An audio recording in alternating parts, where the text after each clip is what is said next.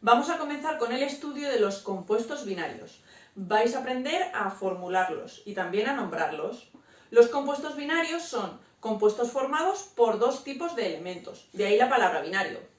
Hoy vamos a empezar con un tipo de compuesto de oxígeno, que son los óxidos. Los óxidos son compuestos formados por el oxígeno, con su número de oxidación -2, y por otro elemento que no sea halógeno. Esto es muy importante que lo recordéis porque los oxígenos con halógenos forman otro tipo de compuestos. Todo ello según las recomendaciones de la IUPAC 2005. Pues bien, ¿cómo se forman? Pues para formarlo, para que lo veáis, os voy a dar dos opciones. Vamos a verlo primero con el carbono con su número de oxidación +4. El carbono puede tener o +2 o +4. Vamos a hacerlo con este para que lo veáis bien. Pues bien, según la primera forma, lo que se va a hacer para formar el compuesto es intercambiar en valor absoluto estos números de oxidación. El 4 que lo tiene el carbono vendría aquí al oxígeno, como lo tenéis aquí, y el 2 que está en el oxígeno pasaría al carbono y lo tenemos aquí, ya en valor absoluto.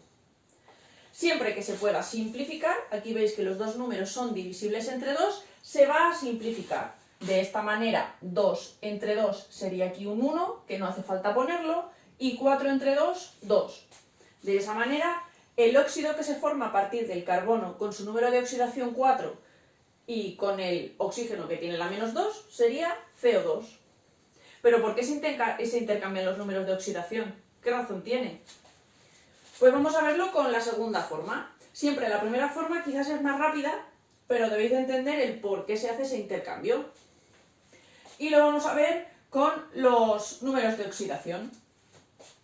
Los tipos de compuestos binarios van a ser siempre compuestos neutros, es decir, el número de cargas positivas va a ser igual al número de cargas negativas. Eso se va a dar en todos los compuestos que vamos a estudiar.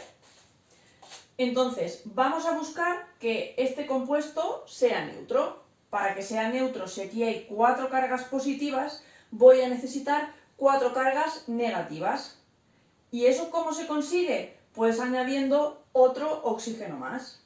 Así que lo que vamos a hacer es añadir aquí otro oxígeno y de esta manera que tendremos aquí 2 oxígenos y un carbono, ¿vale? Entonces, si cancelamos las cargas, tendríamos un carbono y luego 2 oxígenos.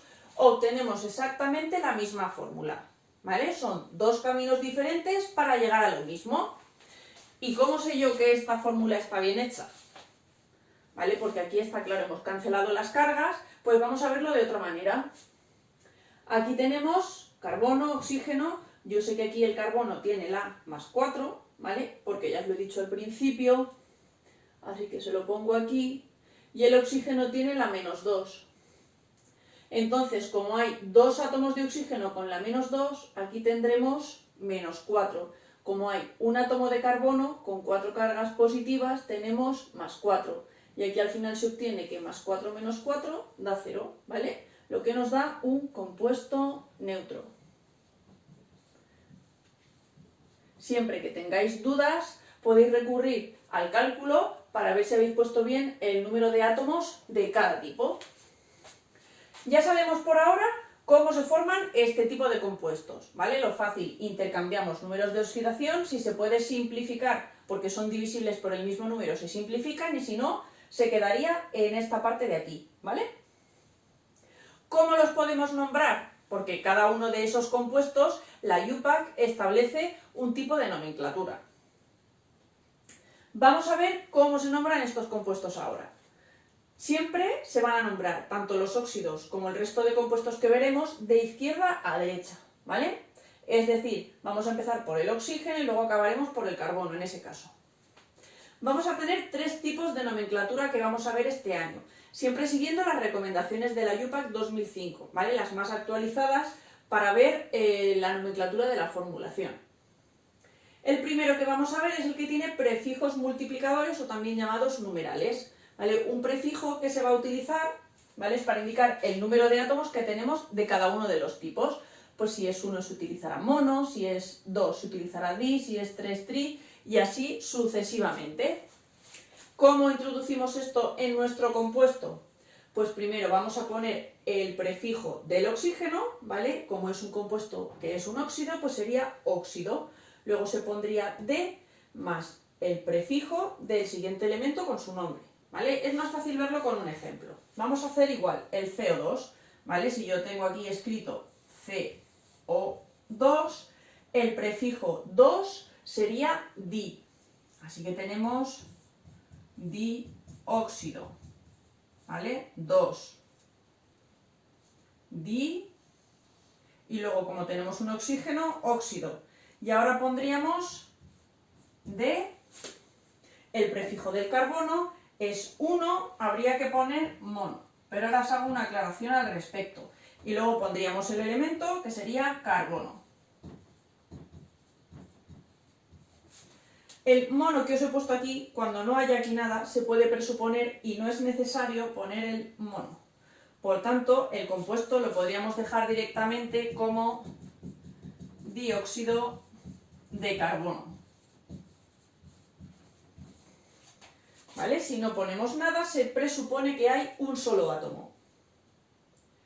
El siguiente tipo de nomenclatura lo que hace es utilizar simplemente óxido de más ese elemento y se pondría entre paréntesis en números romanos el número de oxidación que acompaña al oxígeno, ¿vale? Del elemento que acompaña al oxígeno. Si aquí tenemos otra vez el CO2, el número de oxidación del carbono, si por un casual yo no lo sé y lo tengo que determinar, haríamos, como sabemos que el número de oxidación del oxígeno es -2 y el compuesto al final es neutro, 2 átomos de oxígeno por -2, aquí quedaría -4. Para que el resultado final sea 0, el carbono tiene que tener +4. +4 menos 4 igual a 0, ¿vale? Eso que se os quede claro. ¿Cómo lo nombraríamos? Pues lo que os he dicho, óxido de, el elemento en este caso es el carbono, óxido de carbono. ¿Y cuál es el número de oxidación del carbono? El 4. Pues lo ponemos en números romanos. Entonces, por ahora, con prefijos multiplicadores utilizamos los prefijos siempre de izquierda a derecha, ¿vale? Y ponemos los dos prefijos si son necesarios. Si hay un 1, no es necesario poner el mono.